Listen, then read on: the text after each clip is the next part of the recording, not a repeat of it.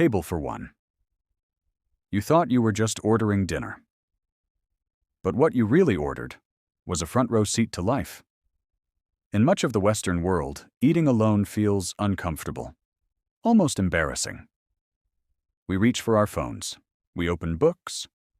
We pretend to scroll, pretend to read, pretend to be busy, just so we don't look alone. And somewhere in the back of our mind, we wonder if people are watching us, judging us, asking themselves why we have no one sitting across the table. But in Thailand, a table for one is something very different. Let me take you there. It's 10 p.m. The sun has finally disappeared, and the heavy heat of the day is slowly lifting. The streets are still alive, still buzzing, still glowing under warm neon lights and street lamps. You're sitting on a small, blue plastic stool on a busy street corner.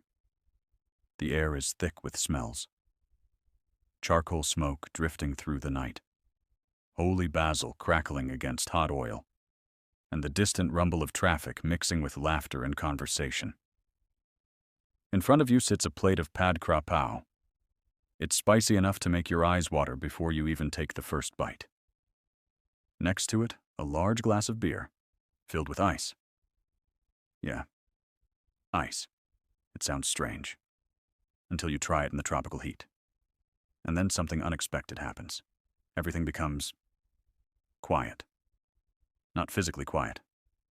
The city is still roaring around you. Motorbikes buzz past. Walks crash and sizzle. People talk and shout and laugh. But inside, there is silence. For the first time in months. Maybe longer.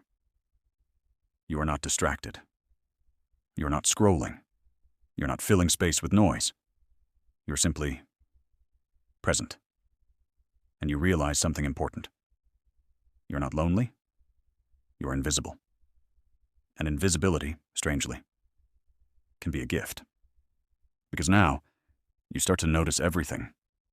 You watch a grandmother standing behind her street stall, moving with effortless rhythm as she tosses chilies into a blazing wok.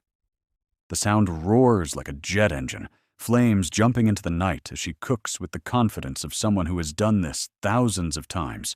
You notice a group of teenagers circling nearby on motorbikes, laughing, flirting, pretending not to look at each other while secretly doing exactly that.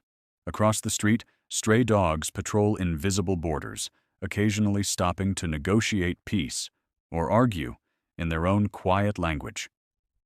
And as you sit there, eating, watching, breathing, you begin to understand something most guidebooks never mention. Connection doesn't always come from conversation. Sometimes, connection comes from observation, from presence, from allowing yourself to be part of a place without needing to control it, photograph it, or explain it. In that moment, you are not just eating in Thailand. You are sharing a meal with Thailand itself. And Thailand, with all its noise, color, warmth, chaos, and beauty, becomes the most interesting companion you could ever have.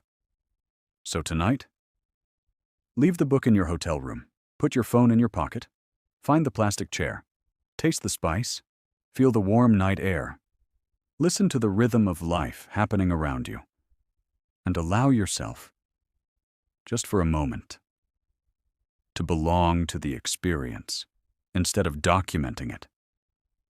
Because sometimes the best conversations we ever have are the ones that happen in silence. If this story meant something to you, please like, share, and subscribe for more reflections on life and the quiet lessons the world teaches us.